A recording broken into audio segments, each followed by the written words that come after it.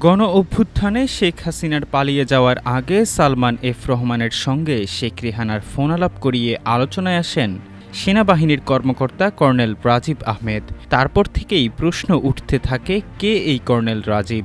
যেখানে সেনাবাহিনী জুলাই গণ অভ্যুত্থানে নাগরিকদের সুরক্ষা দেওয়ার দায়িত্ব নিয়েছিল, সেখানে আওয়ামী নেতাকর্মীদের সুরক্ষা দেওয়া কে এই সেনা কর্মকর্তা? হ্যালো সালামু স্যার কর্নেল রাজীব বলছি স্যার। রেহানা আপা একটু কথা বলতে sir, over to her sir. কে? রেহানা আপা। জি স্যার। আসসালামু আলাইকুম ভাইয়া।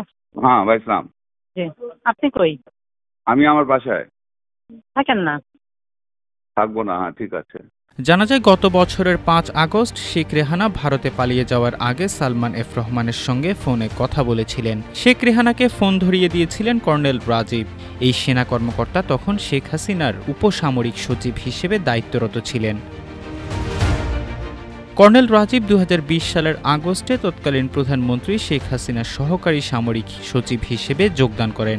পরে কর্নেল পদে তার পদোন্নতি হয়। একই সঙ্গে তাকে উপসামরিক সচিব হিসেবে প্রধানমন্ত্রীর কার্যালয়ে পদায়ন করা হয়। বলা হয়, কর্নেল রাজীব শেখ রেহানা এবং শেখ হাসিনার নিরাপত্তা উপদেষ্টা মেজর জেনারেল অবসরপ্রাপ্ত তারিক আহমেদ সিদ্দিকের খুবই অনুগত ও বিশ্বস্ত ছিলেন।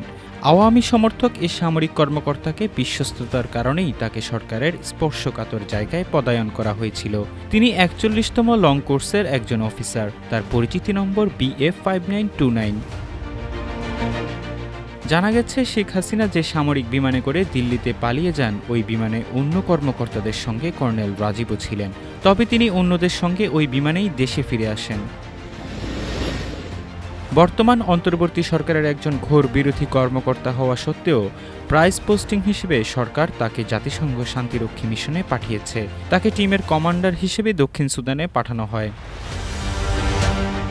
সাবেক সেনাপ্রধান জেনারেল ইকবাল করিম ভূঁইয়ার ফেসবুক পোস্ট থেকে জানা যায়, সেনাপ্রধান থাকাকালে গুমসহ নানা অপকর্মে জড়িত সেনা কর্মকর্তা মেজর জেনারেল বরখাস্ত জিয়াউল আহসানের বিরুদ্ধে ব্যবস্থা নিতে চেয়েছিলেন ইকবাল করিম ভূঁইয়া। তবে উপসামরিক সচিব কর্নেল রাজীব সহ প্রধানমন্ত্রীর কার্যালয়ে সামরিক কর্মকর্তারা তাতে বাধা হয়ে দাঁড়ান।